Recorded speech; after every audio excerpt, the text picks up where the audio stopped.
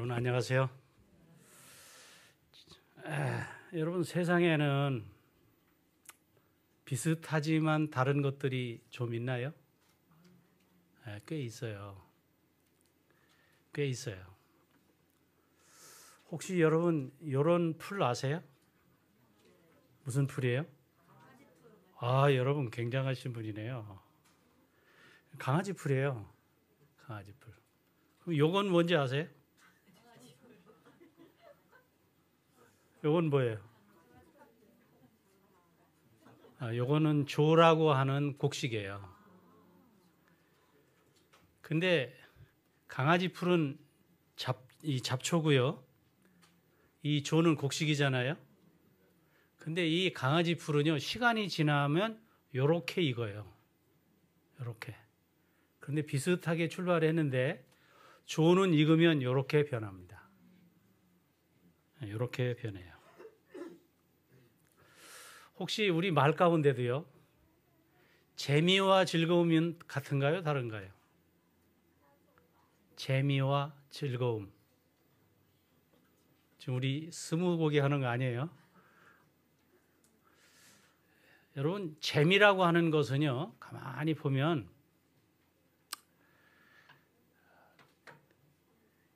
대개 이 드라마를 본다든가, 그 다음에 연극을 본다든가, 또 뭐 운동을 한다든가, 게임을 한다든가, 이런 것들은 대개 외부로부터 온 자극에 의하여 느끼는 정서가 재미예요. 그런데 즐거움은요, 어떤 일에 대해서 공감하고 감동하면서 마음으로 느끼는 겁니다. 마음, 인체 내부로부터 오는 것들이에요.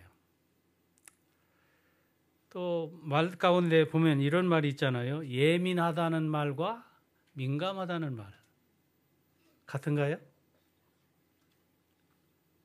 비슷해요. 비슷한데 이 말을 자세히 들어가 보면 좀 다를 수 있어요. 어디에 이게 정의가 있는 건 아닌데 저는 예민과 민감을 이렇게 구분하려고 합니다. 어떤 사람이 예민할 때가 있어요. 예민해질 때가 있어요. 근데 이 예민해진다고 하는 것은요, 자신에게 어떤 손해가 올 때 날카로워지는 거예요. 이 예민과 민감은 신속하고 날카로워요, 특징이. 그런데 예민한 것은 자기가 손해를 본다고 생각할 때 아주 날카로워지는 거예요. 근데 이것이 겉으로 드러나요. 어떤 경우는 짜증 같은 것들로 나타나죠. 그래서 자기 방어적이에요, 이거는 상당히. 근데 민감이라고 하는 것은 다른 사람의 형편, 상황, 이것들을 바라보면서 마음에서 일어나는 뭐냐면 동정, 연민, 이런 것들이에요. 이건 이타적인 겁니다. 뭔가 빨라요. 아주 날카로워요. 그러지만 하나는 자신을 보호하기 위한 것이고 하나는 다른 사람을 생각하고 돕기 위한 내적인 반응이에요. 그래서 이 민감한 사람은요, 다른 사람의 상황이 어려워졌을 때, 심각할 때, 곤란했을 때 연민과 동정을 이렇게 보이는데, 내가 도와야겠다 할 때 돕는데도 그냥 시끄럽게 돕질 않아요. 조용하고 사력 있게, 그리고 다른 사람의 그 형편을 곤란하게 하진, 어떤 사람은 도와도 시끄럽게 돕는 사람이 있어요. 다른 사람은 곤란하게 할 때가 있어요. 내가 남으로부터 그런 동정을 받는 것을 아주 부끄럽게 생각하는 사람이 있을 수 있거든요. 그런 사람들을 도울 때 지혜롭게 돕게 되는 사람은 어떤 사람이냐면 민감한 사람이다 이거예요. 자, 그런데요, 잘 생각해 보면 이 예민한 사람이 우리 주변에 있다고 생각해 보세요. 우리에게 불편을 줍니다. 그리고 이 예민한 사람은 우선 자기중심적이거든요. 자기의 이익이 자기가 손해가 될 때, 자기의 예를 들면 명예가 뭐 좀 어려워진다든가 이럴 때 아주 날카로워져요. 그래서 이런 사람의 특징이 뭐냐면 자기 자신에 대해서 굉장히 보호하려고 하는 본능적인 요소가 있다 이 말이에요. 그렇기 때문에 자기 문제에 대해서는 굉장히 날카롭지만 다른 사람의 정서에 대해서는 또 한없이 둔할 때가 있어요. 그런 자기의 태도 때문에 옆에 사람이 얼마나 힘들어하는지, 어려워하는지, 곤란해하는지 이런 거에 대해서 아주 둔한 사람이 있어요. 박노해 시인이 이런 말을 했어요. 나쁜 사람은 나뿐인 사람이다. 이제 이해가 됐어요? 나쁜 사람은 무한 사람이라고요? 나뿐인 사람이다. 여러분, 이런 사람은요, 이웃과의 관계가 좋을 수가 없어요. 그런 사람이 하나님하고는 관계가 좋을까요? 여러분, 사람하고 사람이 좋아하는 그런 성품은요, 하나님도 좋아하는 겁니다. 반면에 민감한 사람은 이 타인의 형편과 이 상황에 대해서 아주 동정하는 이타적인 모습을 보여요. 그리고 아주 사려 깊어서 이 행동을 조심스럽게 합니다. 이런 사람은 다른 사람의 슬픔, 아픔, 필요에 대해서 아주 사려 깊은 모습으로 대하기 때문에 사람들이 좋아하는 것입니다. 오늘 말씀의 주제는요, 민감성을 활성화하는 삶입니다. 오늘 말씀은요, 마태복음 26장 6절로 9절에 있는 말씀을 중심으로 해서 말씀을 드리도록 하겠습니다.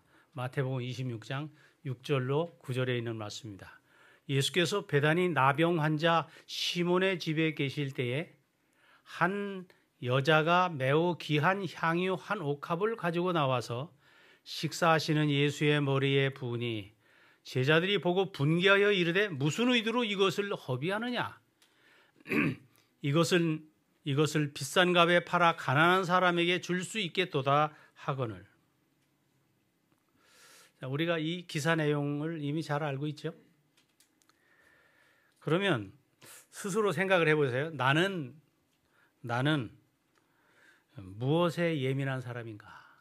나는 무엇에 예민한 사람인가?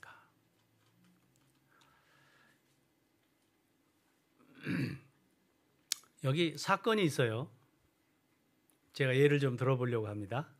어떤 면에 예민했던 얘기를 좀 보려고 그래요. 예수님께서 이제 십자가에 달려 돌아가시기 바로 전주, 그걸 순환주간이라고 하잖아요.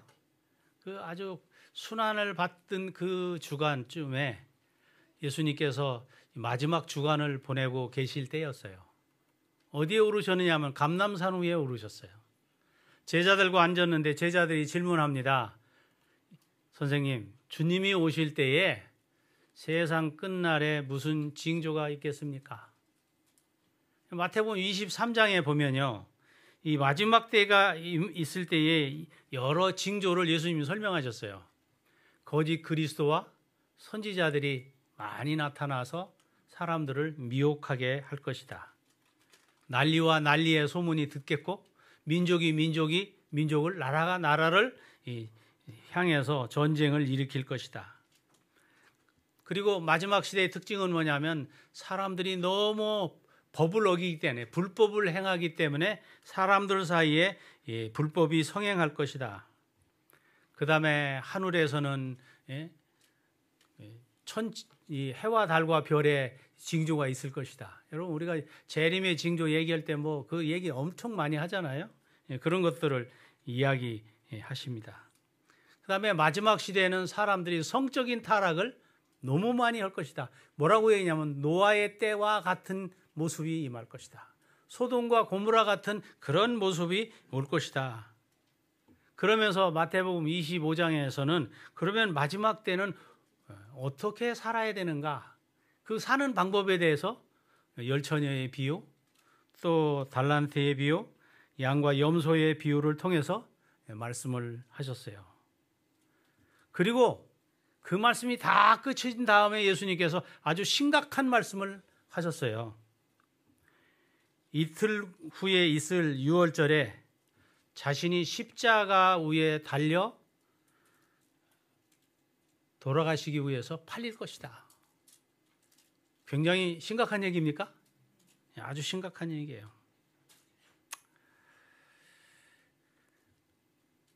그 다음에 두 번째 사건이 있는데 그 두 번째 사건은 감람산 모임이 있은 이틀 후에 시몬의 집에서 모였어요. 시몬의 집. 시몬의 집에서 모였는데 시몬이 무슨 환자였느냐면 한센병, 문둥병이잖아요. 한센병을 예수님 통해서 났었어요. 한센병이 나은 다음에 너무 그 낫게 해주신 것에 대해서 감사해서 잔치를 열었죠. 그리고 그 사건이 끝난 다음에 나중에 또 어디 갔느냐면 이제 최후의 만찬을 위해서 다락방에 모였잖아요. 그날 뭐 우리가 아는 성찬식, 세족식의 모본을 보이셨잖아요. 자, 그래서 그날 이제 그런 일들을 할 때 거기 아주 민감한 예민한 문제가 생겼어요. 예민한 문제가 생겼는데 무엇이냐면 제자들이 누가 예수님 옆자리에 앉느냐. 왜냐하면 이 사건이 바로 있기 전에 얼마 전에 죽었던 나사로가 부활하고 그 나사로가 그 예수님께서 나귀를 타고 예루살렘에 입성하실 때 그 고삐를 잡고 예루살렘 성으로 입성했잖아요. 근데 그 나귀 타고 입성하는 것은 유대의 전통에 의하면 왕이 등극하기 전에 있는 모습이잖아요. 그러니까 제자들이 지금 들떠 있어요. 뭐에 들떠 있을까요? 아, 이제 예수님께서 왕이 되시는 거예요. 그러면 그 왕 옆자리에 앉는 것은 권력을 지는 거거든요. 그러니까 이 자리에 누가 앉느냐는 거예요. 옆자리에 누가 앉느냐. 이게 지금 굉장히 이 제자들에게는 아주 예민한 문제였어요. 그리고 또 앞에서 본 대로 그 향유를 붓는 사건이 있었잖아요. 그때 이 비싼 걸 왜 저렇게 허비하는가? 그러면서 그거 팔아서 가난한 사람에게 나눠주면 좋겠다. 사실 그날 이 제자들에게 있었던 문제 중에 하나는 뭐냐면 이 돈에 대해서 굉장히 민감한 상황, 예민한 상황이었어요. 예민한 상황이었어요. 그래서 우리가 아는 바대로 뭐 서로 뭐 그날 하루 종일 돌아다녔는데 발 씻는 일도 아무도 하려고 하지 않았잖아요. 또 예수님께서 이틀 후에 십자가에 달리기 위해서 팔릴 거라고 할 때 이 최후의 만찬석상에서 아무도 예수님께서 팔리는 문제에 대해서 민감한 사람은 아무도 없는 거예요. 뭐만 하느냐면 자기들이 지금 받을 자기가 처한 위치, 어떻게 하면은 내가 예수님 옆자리에 앉느냐, 더 높은 자리에 있느냐, 이런 것들에 대해서 굉장히 관심이 많았어요. 겟세마네 동산에 올라가서 그날 이제 그 기도회가 끝나면 예수님 잡히는 겁니다. 그런데도 뭐 했어요? 여러분 중요한 건 뭐냐면 내가 무엇인가에 예민해지면요 정말 민감해져야 할 일에 둔감해집니다. 왜냐하면 그 자기와 관련된 것에 민감하기 때문에 타인과 관련된 민감한 것의 민감성은 사라질 수밖에 없게 돼 있어요. 그래서 이 겟세마네 동산에 그날 저녁에 예수님은 밤이 새도록 정말 아주 피땀을 흘려가며 고통스러운 시간을 보내고 기도회를 하는데 그 시간에 제자들은 뭐 했어요? 쿨쿨 잤어요. 예수님께서 이틀 후에 내가 팔릴 것이라고 얘기할 때 그 문제가 귀에 들어오지 않아요. 여러분, 우리가 어떤 문제에 예민한 사람이 되면 중요한 얘기를 놓쳐요. 들리질 않아요. 남질 않는 겁니다. 그것에 대해서는 아주 둔감한 사람이 된다는 거예요. 그래서 이 겟세마네 동산에서도 잠만 잤어요. 자, 우리가 여기서 생각해야 할 것은 둔감했다는 거예요. 예수님의 제자들은 아주 예민했어요. 그런 위치, 자기의 위치에 대해서 예민했어요. 그런데 그날 예민한 제자들과 다르게 민감했던 한 사람이 있어요. 마리아입니다. 옥합을 깨뜨렸던 마리아는 아주 민감했어요. 여기 시대의 소망에 있는 말씀을 제가 좀 찾았어요. 여기 시대의 소망에 예수의 제자들은 시몬의 잔치에 초대되었다. 식탁에서 구주는 시몬과 나사로와 같이 앉으셨는데 한편에는 흉악한 질병에서 고침을 받은 시몬이 앉았고 다른 한편에는 흉악한 질병에서 고침을 받은 시몬이 앉았고 다른 편에는 죽음에서 살리심을 받은 나사로가 앉아 있었다. 마르다는 식탁에서 일하고 있었으나 마리아는 예수의 입에서 나오는 모든 말씀을 열심히 듣고 있었다. 예수께서 은혜로서 그의 죄를 용서하시고 또한 오라비를 무덤에서 불러내셨으므로 마리아의 마음은 감사로 가득 차 있었다. 마리아는 예수께로부터 그의 죽음이 가까움을 알리시는 말씀을 듣자 깊은 사랑과 슬픔으로 예수에게 경의를 표하기를 원하였다. 개인적으로 크게 희생하여 그는 예수의 몸에 부을 값진 향유 한 옥합을 샀다. 자, 여기 보면요. 제자들은 예민했고 여기 마리아는 민감한 모습을 보여요. 자, 그러면요. 우리는 무엇에 대하여 예민하고 무엇에 대해서 민감한 사람들인가? 여기 잘 보면요. 예수님께서 돌아가시기 직전에 아주 얼마나 심각한 시간들입니까? 이 시간에 제자들은 돈과 자리로 인해서 예민했어요.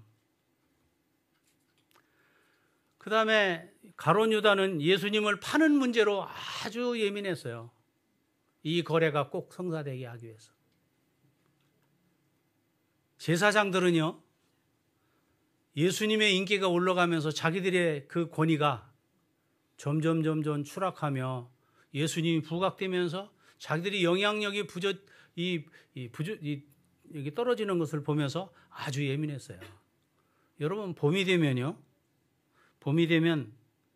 새들이 아주 시끄럽습니다. 왜 그러죠? 짝짓기 하느라고 시끄러워요. 좋은 신랑 만나고 좋은 신부 만나려고 아주 시끄럽습니다. 그 다음에 집을 또 좋은 곳에 지려고 옆에 있는 새들하고 얼마나 예민하게 다투는지 몰라요. 이게 인간이나 짐승이나 다 똑같아요. 자기와 관련된 것에 관련되어서는 아주 예민하다 이 말이에요. 여러분, 그러면 민감함이라는 것은 무엇인가 하는 거예요. 민감이라고 하는 것은요.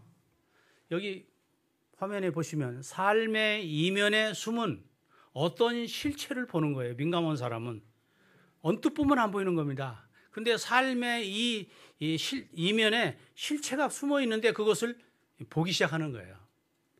그렇게 그걸 볼 줄 아는 사람은 민감한 사람이에요. 이것이 민감해지는 사람은요, 보이는 겁니다. 안 보이던 게 보이고 들리고 그 다음에 느끼기 시작하는 거예요. 그리고 이것을 위해서 어떻게 적절하게 반응을 보여야 할까? 어떻게 행동해야 할까? 어떻게 도와야 할까 하는 것에 대해서 아주 날카롭게 신속하게 반응을 보이기 시작하는 겁니다. 그리고 내가 이걸 어떻게 해야 될까 하는 결정 능력, 이것이 바로 뭐냐면 민감함에서 오는 것입니다. 이렇게 되면요, 사람이 오감이 발달을 해요. 오감. 여러분, 사람이요, 다른 사람보다 똑똑한 사람의 특징 중에 하나는 뭐냐면 오감이 있잖아요. 보고 듣고 뭐 이렇게 만지고 느끼고 뭐 이런 촉각이나 시각 이런 게 있는데 그거보다 더 뛰어난 걸 뭐라고 그러죠? 오감보다 뛰어난 걸 뭐라고 그래요? 오감 다음에가 뭐예요? 육감이잖아요. 육감. 네. 보이지 않는 건데 예견하는 거예요. 느끼는 거예요. 여러분, 위대한 사람들의 특징 중에 하나는 이 육감이 발달한다는 거예요. 근데 여러분, 육감보다 더 대단한 게 있는데 뭔지 아세요?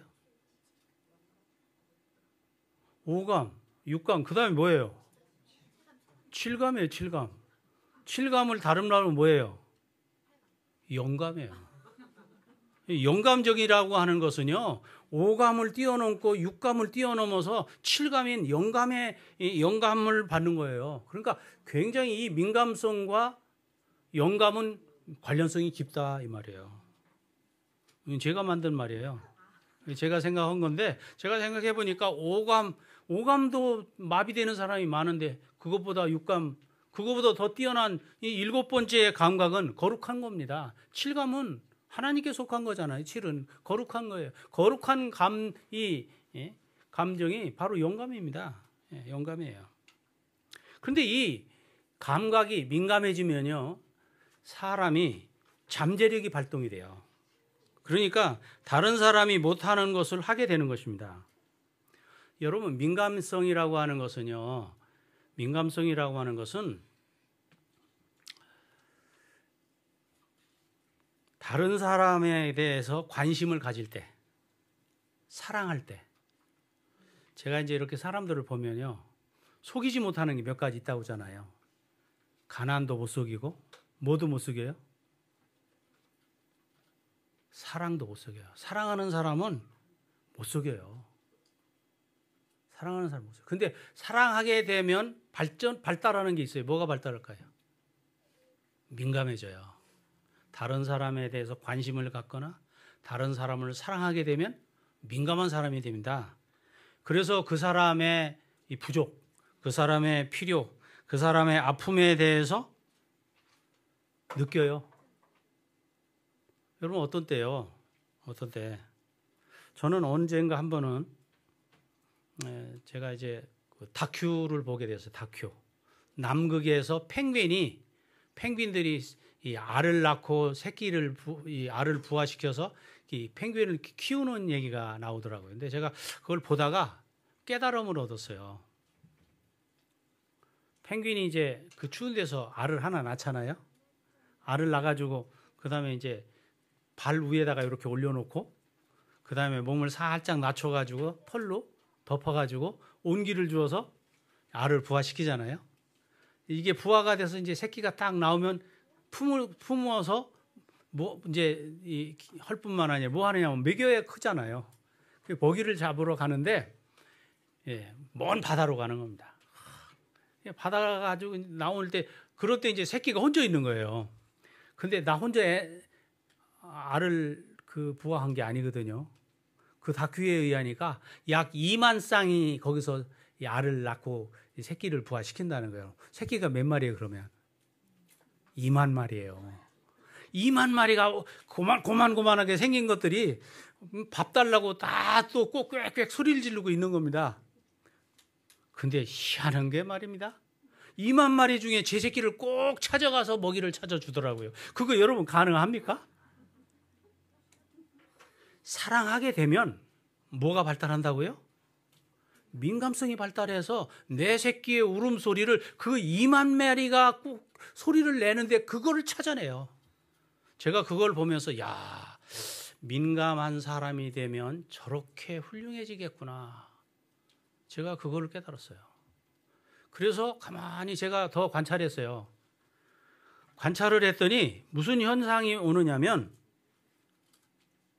제가 이제 교회에서 이렇게 목회를 하면서 어떤 때 이제 잠옷반에 엄마들이 막 20명, 30명씩, 40명씩 이렇게 앉아서 어떤 때 이제 예배도 드리고 애들도 돕고 하는데 어떤 때는 엄마들끼리 얘기하다가 애를 잊어버려요.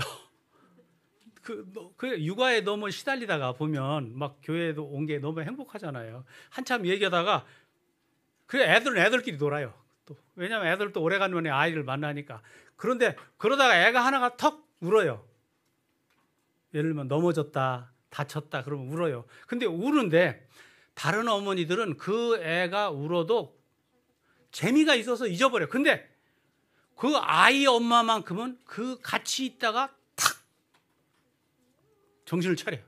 그리고 그 아이를 딱 케어하러 달려들어요. 그 많은 애의 울음소리 중에서 누구만 정확하게 거기에 반응한다고요? 제 말이 맞아요 지금? 맞긴 맞는 거예요? 이 설교하는 목사가 민감합니까? 이게 참 애를 키우는 어머니를 보니까 아주 민감해지는 거예요. 이게 무슨 결과냐면 관심을 가지면, 사랑하게 되면 이 민감성이 발달하게 돼 있다는, 발전하게 돼 있어요. 그런데요, 여기 마리아가 예수님에 대해서 민감해졌어요. 왜 민감해졌을까? 죽을 죄를 지은 자, 진짜 죽을 뻔했잖아요. 간음하다가 현장에 잡혀서 돌로 맞아 죽을 뻔했어요. 그런데 그래서 현장에서 잡혀가지고 현행범으로 끌려서 예수님 앞에 와서 이제 심판을 받아야 되는데 예수님께서 그들의 죄를 다 낱낱이 기록하셨잖아요. 다 쫓아보내셨잖아요. 그리고 뭐라고 하셨어요? 나도 내 죄를 정죄하지 않는다. 정죄하지 않는다고 하신 게 아니라 가서 다시는 죄짓지 말아라. 얼마나 감사해요. 또 병들어 죽어서 장례까지 치러서 썩은 냄새가 나는 오빠를 살려줬어요. 얼마나 고마워요. 그런데 그 예수님이 이제 죽음을 당하신다고 하니까 얼마나 안타까워요. 여러분, 민감한 사람은 이런 것들이 살아나는 겁니다. 이런 감정들이 살아나는 거예요. 그러므로 우리가 우리의 마음을 어루만지고 사람을 움직일 수 있게 하는 방법은 무엇이냐는 거예요. 예수님께서는요, 삶의 숨은 이면의 실체를 보시는 분이에요. 그래서 예수님 적절하게 반응하실 줄 아는 분이었다 이거예요. 예수님은요, 마리아가 어떤 상황에서 죄짓게 됐는지를 아셨어요. 왜냐하면 민감하시니까. 그가 지금 당하고 있는 정서적인 갈등과 고통이 무엇인지를 아셨어요. 그래서 적절하게 반응하실 줄 아는 분이에요. 적절하게 알고 반응하실 줄 아는 분이에요. 자, 그러면 민감성은 다른 사람의 속마음을 들여다보는 기술입니다. 민감성은 다른 사람의 속마음을 들여다보는 기술이에요. 그러면 이 민감성, 다른 사람의 속마음을 들여다보려면 어떻게 해야 이것이 가능한가? 여러분, 민감성이 발동하기 시작하면 열려요. 무엇이 열리냐면 마음이 열리는 거예요. 상대를 향해서 마음을 여는 것입니다. 자, 상대를 향해서 이 마음을 여는데 여기 마리아가 지금 민감성이 발동이 됐잖아요. 그래서 가만히 보니까 예수님이 너무 안 된 거예요. 아니, 예수님이 지금 돌아가신다, 죽겠다고 하는데 제자들은 보니까 슬픈 기색이 없고 긴장하는 기색도 없고 그냥 뭔가에 이렇게 사로잡힌 거예요. 예수님 내면 속에 있는 슬픔과 고민에 대해서 공감하지 못하는 거예요. 이 예수님 격려가 필요한 걸 느꼈어요. 예수님 정말 외롭구나. 그래서 옥합을 준비했어요. 그리고 깨트렸어요. 자, 그리고 우리가 이 민감성이 열리게 되면 두 번째로 뭐가 열리냐면 기가 열려요. 기가. 자, 어떤 문제가 기가 열리느냐는 거예요. 여러분, 사람은요, 아는 것만큼 봅니다. 아는 것만큼 들려요. 그래서 이 보고 듣는다고 하는 것이 민감성이 열리지 않으면 못 볼 때가 많고 안 들릴 때가 많아요. 제자들은 아주 그날 둔감했어요. 그런데 여러분, 사람이요, 민감해지면 이렇게 귀에 들리는 소리만 들리는 게 아니라 눈으로 하는 거에서도 들리는 게 있어요. 느낌이 오는 거예요. 느낌으로 듣는 거예요. 제가 청소년 시절에요, 심야 프로그램 라디오를, FM 라디오를 시청하고 있는데 김명순이라고 하는 아나운서가 이렇게 아주 아름다운 음악을 깔아가면서 시를 읊는데 그 시가 무슨 시였느냐면 한영훈 님의 침묵이라는 시예요. 그다음에 하여튼 그런 시를 하는데 이렇게 뭐 낙엽이 수직의 파문을 이루고 뭐 이런 이제 시를 쭉 읊는데요. 저는 그 시도 좋았고 그 낭송도 좋았지만 제가 아주 굉장히 이렇게 감동을 받고 민감해졌던 것 중에 하나는 뭐냐면 이 김명순이라고 하는 아나운서가 아마 지금쯤은 나이가 꽤 많을 거예요. 굉장히 뭐 돌아가셨을지도 모르겠어요. 근데 그 아나운서가 이 시를 읊으면서 어떤 때는 멈추고 어떤 때는 한숨을 쉬고 어떤 때는 이렇게 소리가 완급을 조절하고 음향을 낮추고 한숨을 쉬고 뭐 그러는데 그 하나하나가 그 시와 함께 얼마나 감성을 자극하는지 제가 그때 느낀 게 뭐냐면 사람이 민감해지면 상대의 침묵에도 상대의 한숨에도 상대의 탄식에도 그게 다 연결이 되는 거예요. 연결이 되는 거예요. 다시 말하면 영혼의 소리까지 듣게 된다는 것입니다. 영혼의 소리까지 듣는다는 거예요. 여러분 우리가 영적으로도 민감해져야 성령의 음성을 듣습니다. 제가 아까 5감, 6감, 나중엔 7감 얘기했잖아요. 영감을 얘기했는데 이 영적으로 둔해져요, 사람들이. 그런데 이 일상에서 이 민감성을 잃어버리는 사람이 영적인 감수성이 예민해진다는 건 힘든 얘기예요. 일상의 생활 속에서 사람들의 관련된 문제에 민감한 사람은 하나님의 감성에도 민감해져요. 영적으로 민감한 사람이 된다는 거예요. 여러분 이 영적인 민감성이 생기면 하나님께서 성령께서 내게 하시는 음성을 듣게 됩니다. 지혜라고 하는 말이 있잖아요. 지난번에 제가 지혜를 한번 설명했는데 이 지혜라고 하는 말이 이 히브리 말을 번역하면 여러 의미가 있는데 그 중에 한 가지가 뭐냐면 살아가는 기술이에요. 여러분 민감성은요. 우리가 살아가면서 가져야 할 좋은 기술입니다. 삶의 기술이에요. 그 다음에 이 민감성은 상대를 향해서 감각이 열리는 거예요. 감각이 열리는 거예요. 감각을 잃게 하는 질병이 있죠? 한센병이에요. 문둥병은 감각을 잃어요. 근데 여러분 이 감각이 왜 중요하냐면 어떤 때 우리가 이렇게 찔릴 때 여러분 우리가 보통 이렇게 바늘 확 찔리잖아요. 바느질하다 바늘 착 찔르면 무슨 소리가 나와요? 그래요. 근데 바늘이 딱 찔리는 순간 여기서 뭐가 나오면 프로스타그라딘이라고 하는 물질이 나와요. 그러면 이게 신경을 타고 신경이 이렇게 조각조각 돼 있거든요. 근데 그 중간중간에 이렇게 바톤 터치를 해가지고 뇌로 연결을 해요. 뇌를 연결하는데 쭉쭉쭉쭉쭉 연결해서 뇌까지 가면 뇌에서 뭐라고 하면 손 빼 그래요. 손 빼. 그러면 그 명령을 받아 손을 빼거든요. 근데 실제 제가 설명을 이렇게 길게 했는데 실제는 어때요? 찌르는 순간 하면서 벌써 뺐어요. 그만큼 빨라요. 이게 뭐냐면 그만큼 민감한 겁니다. 우리 신경은요 이렇게 민감한 구조를 가지고 있어요. 우리의 감각이. 어떤 때 우리가 이런 이 민감함을 가지고 있을수록 좋은데 이 민감함을 가지고 있는데 감각을 잃어버리는 것들이 너무 많은 거예요. 이 고통을 알리는 뇌에 알리는 것이 민감성입니다. 우리가 이 육체에도 이런 감각이 민감해야 되는 것처럼 정서적으로도 아주 민감해야 돼요.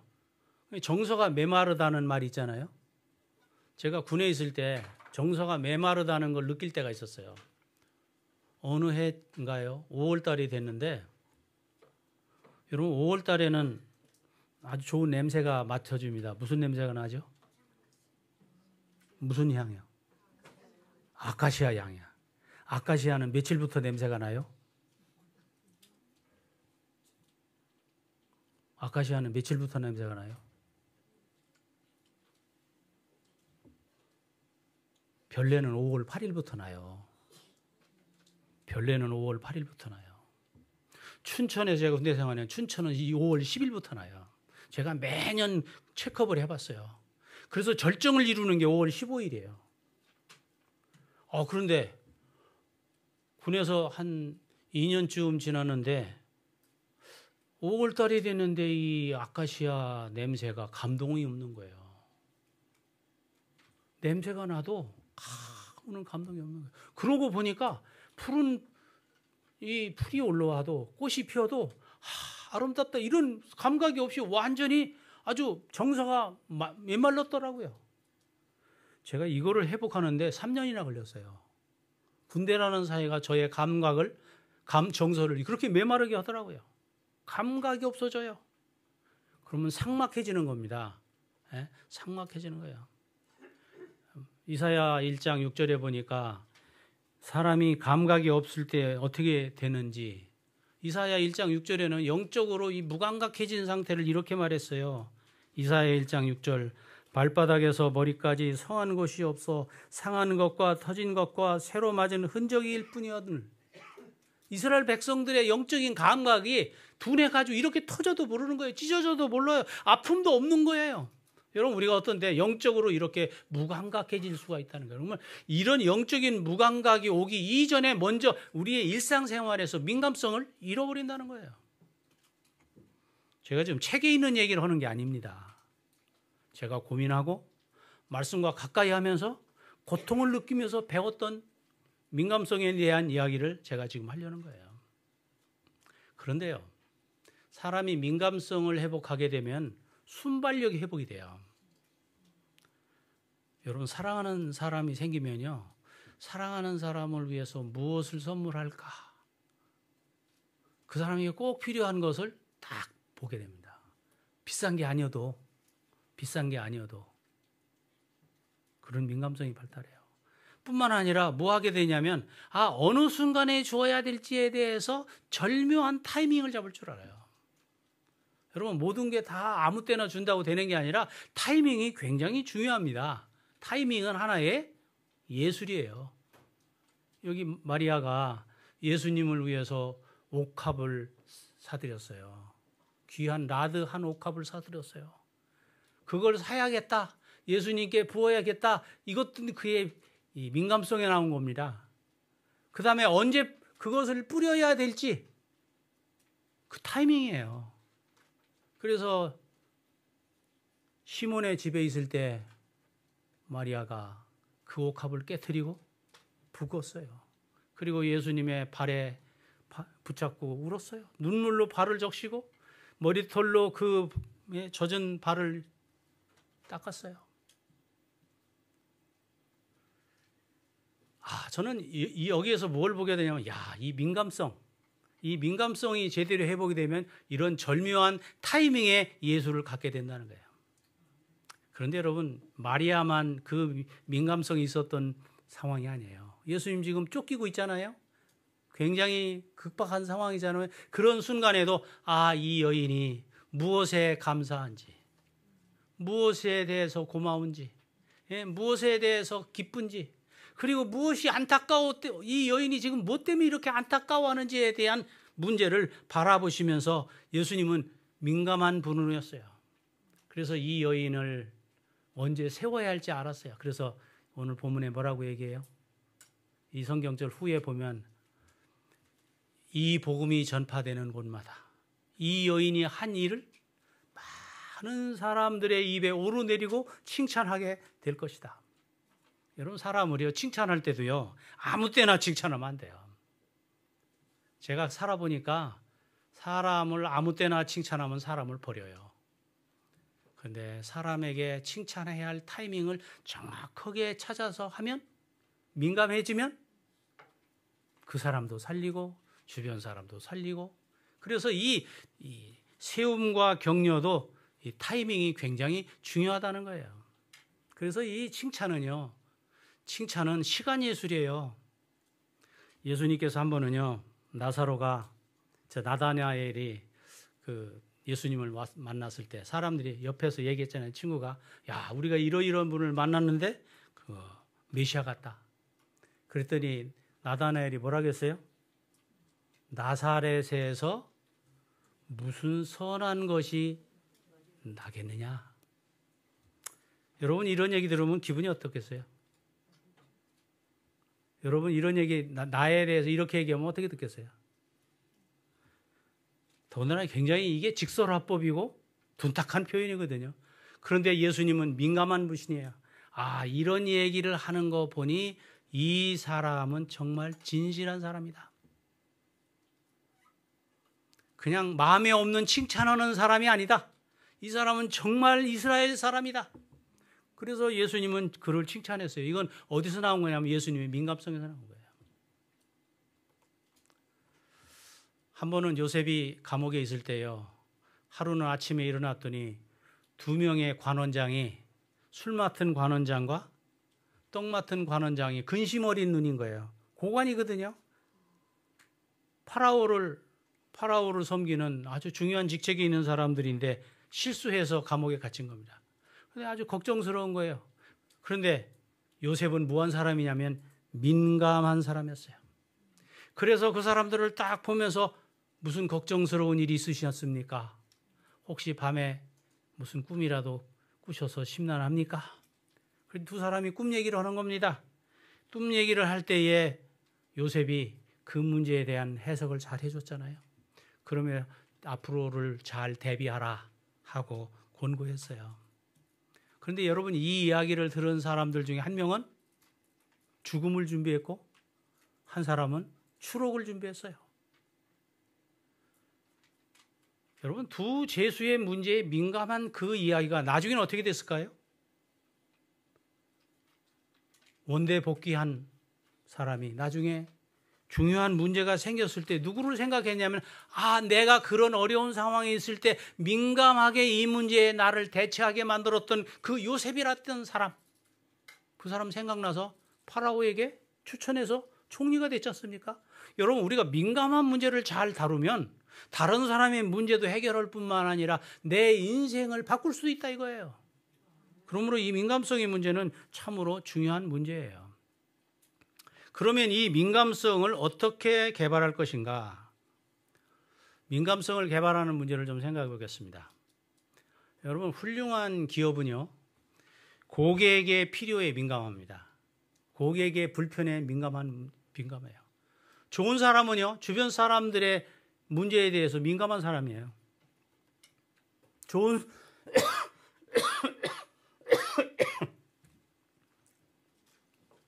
성도는 주변에 있는 성도들과 주변에 있는 사람들의 문제에 대해서 민감한 사람이에요. 그러면 그런 민감한 성도가 됐을 때 하는 일이 뭘까요? 그의 기도를 들어보면 그가 얼마나 좋은 성도인지를 알아요. 민감한 사람은 기도합니다. 민감성이 기도에 드러나요. 그의 아픔, 그의 고통, 그의 필요 이런 것들을 위해서 기도합니다. 하늘에 계신 아버지, 아무개 자매가, 아무개 성도가 이런 상황에 있는 것 같다오니 그의 문제가 해결될 수 있도록 도와주시옵소서.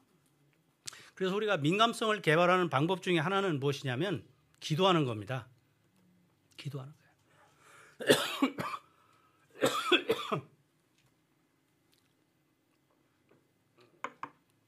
기도는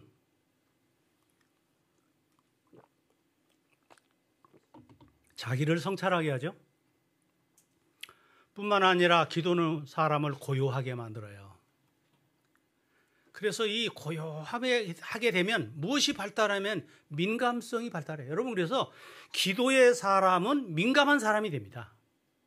민감한 사람이 기도할 뿐만 아니라 기도하는 사람은 민감한 사람이 돼요. 예레미야 33장 3절은 이렇게 말합니다. 내가 내게 뭐 할 때 크고 비밀할 네가 내게 부르짖을 때 내가 크고 비밀한 일을 내게 말하리라. 여러분 하나님은요 민감한 사람에게 말씀하십니다. 왜냐하면 둔감한 사람은 얘기해봐야 알아듣지를 못해요. 그래서 우리가 이 민감성을 개발하는 하나의 방법은 기도하는 것입니다. 두 번째로는 상처를 통해서입니다. 상처. 여러분 상처를 우리가 이렇게 당하게 되면 특징이 뭐냐면 아파요. 고통스러워요. 고통스러워요. 그리고 예민해지고 덧나기가 쉽습니다. 여러분, 마리아는 상처가 있는 사람이잖아요. 마리아는 상처가 있었기 때문에 외부에 있는 사람들을 향해서 마음을 닫았어요. 그리고 누가 무엇을 하든 간에 아주 냉소적인 사람이 됐어요. 차가웠어요. 매몰찬 사람이 됐어요. 그런 마리아가 쉽게 얘기하면 예민한 사람이었잖아요. 그런데 어떻게 이렇게 민감한 사람이 되었을까? 치유됐기 때문에 그래요. 어떻게 치유됐어요? 잡혀서 죽게 되었을 때 예수님께서 무릎을 구부려서 바닥에 사람들의 그 돌로 치려는 자의 그 죄들을 다 열거하셨잖아요. 그러면서 다 떠나간 다음에 나도 너를 정죄하지 아니하노니 가서 다시는 죄를 짓지 말아라. 그의 형편을 이해하시고 그를 위로하시고 그를 싸매셨어요. 그 일로 인해서 치유가 된 겁니다. 치유가 된 다음에 그가 깨달은 것이 있어요. 치유가 된 다음에. 여러분, 사람이요, 이렇게 치유가 된 경험을 통해서 민감성이 개발되어야 돼요. 그리고 치유를 받게 되면 민감성이 개발됩니다. 우리 다 어떤 의미에서 상처가 있는 사람들이잖아요. 상처 없는 사람은 없어요. 그리고 이 상처를 치유한 사람이 가장 좋은 치유자가 될 수 있고 치유를 도울 수 있는 안내자가 될 수 있는 민감한 사람이 되는 거예요. 그 다음에 민감성을 개발하는 또 하나의 방법은 눈물을 통해서요. 눈물.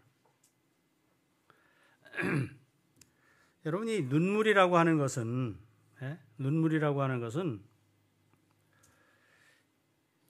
그 진실한 눈물은 감성이 민감할 때 나와요. 눈물이 어찌 나오느냐면 민감할 때, 답답할 때, 솔직해졌을 때, 겸손할 때, 그리고 억울할 때, 이럴 때 눈물이 나오잖아요. 자, 이런 눈물이 나오는데 예수님도 눈물을 흘리셨나요? 예수님 눈물을 흘리셨어요. 친구 나사로가 죽었을 때에 우셨어요. 그리고 예수님은 이 마리아의 눈물을 의미를 하셨어요. 이 여자가 지금 옥합을 깨트릴 때 이것이 가지고 있는 여러 의미들을 이해하셨어요. 고마움도 안타까움도 다 이해했어요. 자, 여러분, 눈물을 흘리면 어떻게 될까요? 눈은 뭐라고 그러죠? 마음의 창이라고 하잖아요. 그런데 눈물을 흘리면 마음의 창이 깨끗해져요. 마음의 창이 깨끗해진 눈으로 세상을 보게 되면 더 많은 것을 볼 수 있어요. 그래서 이 눈물을 통하면 여러분, 이 눈물이 사람을 얼마나 멋있는 사람을 만드는지 몰라요. 사람을 이렇게 움직일 수 있는 것 중에 하나가 눈물이잖아요. 그래서 여자에게 있는 무기 중에 하나는 뭐라고 그래요? 뭐라고요? 눈물이라고 하잖아요. 근데 여러분, 진실한 사람은 눈물을 흘려요. 그리고 이 눈물을 통해서 사람이 민감함을 발산할 수 있어요. 자, 그럼 우리가 이 민감성을 어떻게 훈련을 시킬 건가? 관찰을 통해서 훈련을 하는 겁니다. 관찰을. 여러분, 이 민감성은 이웃의 마음, 속마음을 들여다보는 기술이잖아요. 그런데 그것을 개발하는 첫 번째 방법은 관찰하는 거예요. 그런데 여러분, 관찰을 하려고 하면 어떻게 해야 될까요? 관찰은요, 관심이 있어야 됩니다. 연애하는 사람들 보세요. 처음에 연애하기 전에 굉장히 그 사람한테 관찰해요. 그 다음에 또 사랑하면 관찰합니다. 사랑하면 관찰해요. 여러분, 분주한 사람은 관찰이 안 돼요. 그러니까 민감한 사람이 되려면 뭐가 있어야 되냐면 여유가 있어야 돼요. 마음의 여유가 있어야 돼요. 다음에 사려 깊어야 돼요. 민감성은 사려 깊지 않은 사람은 못합니다. 다음에 선입견이 없어야 돼요. 이 사람을 관찰하는데 선입견을 가진 사람은 관찰이 안 됩니다. 왜냐하면 이미 선입견이 있는데 그게 무슨 관찰이 되겠어요. 그다음에 이 관찰력이 생기려면 상대의 말을 경청할 줄 알아야 돼요. 사람은요, 대부분 저 사람은 이랬거니 하는 생각을 해요. 어떤 사람은 이렇게 얘기하더라고요. 목사님은 다 아시잖아요. 제가 다 꿰뚫어 보는 줄 아는 문항이에요. 그래서 다 알 거라고 생각하는데 말하지 않으면 몰라요. 자기가 아프면 아프다, 괴로우면 괴롭다, 위로가 필요하면 필요하다고 얘기를 해야 그 이해를 하게 된 겁니다. 경청하는 것이 굉장히 중요해요. 그래서 이 말을 하려면 우리가 이게 민감성을 발달을 시키려면 관찰을 해야 된다는 거예요. 그래서 이런 여러 가지 장애물들을 극복해야 돼요. 그리고 이 관심을 가지고 이렇게 질문을 하게 되면 상대편도 민감성이 발달하게 돼 있어요. 둘째는 마음을 고요하게 하는 거예요. 마음을 고요하게 하는 거예요. 여러분, 민감성은 다른 사람의 마음을 들여다보는 거잖아요. 그런데 다른 사람의 마음을 들여다보려면 내 마음이 더러우면 안 돼요. 내 마음이 먼저 깨끗해야 돼요. 거울 같아야 돼요. 여러분, 혹시 잔잔한 물가에서 보신 일 있어요? 고요한 물, 잔잔한 물, 잔 물결도 일어나지 않는 아주 투명한 물. 여러분, 그런 투명한 물은 가면 뭐가 보여요? 둥실둥실 떠가는 하늘의 구름이 보이고 나무가 보여요. 내 마음이 고요해지지 않으면 다른 사람의 문제를 볼 수가 없어요. 깨끗해져야 돼요. 그러니까 우리가 민감성을 발전시키기 위해서는 내 자신이 깨끗한 사람이 되지 않으면 안 된다는 거예요. 세 번째로는 상대를 존중해야 돼요. 존중하는 마음이 없이는 민감성이 발전하지 않습니다. 예수님은 다른 사람들이 마리아를 더러운 여자, 죄 많은 여자라고 얘기할 때 예수님은 그를 존중하셨어요. 구원받아야 할 사람으로 보았어요. 그는 가치 있는 사람이라고 그를 바라보았어요. 그렇게 할 때에 존중할 때에 비로소 사람이 귀하다고 하는 것을 알게 되고 존중하게 되는 것입니다. 자, 그러면 오늘 우리는 예수님께서 그래서 이 상대를 존중하는 마음을 가졌기 때문에 이 여인에게 있는 문제들을 속속들이 알 수 있었어요. 이것은 신적인 능력을 가진 예수님만이 할 수 있는 일이 아니라 현대를 살아가는 우리들, 민감성을 잃어버려 갔던 우리들에게 민감성이 회복이 될 때에 이 모든 것도 우리에게 돌아온다는 사실을 잊지 않게 되기를 간절히 바랍니다. 민감성은 이웃의 마음을 들여다보는 기술입니다. 이 민감성을 활성화하는 삶을 통해서 사람과 가까워지는 저와 그리고 하나님과 가까워지는 삶을 사는 우리 모든 가족들이 되기를 주의 이름으로 축원합니다.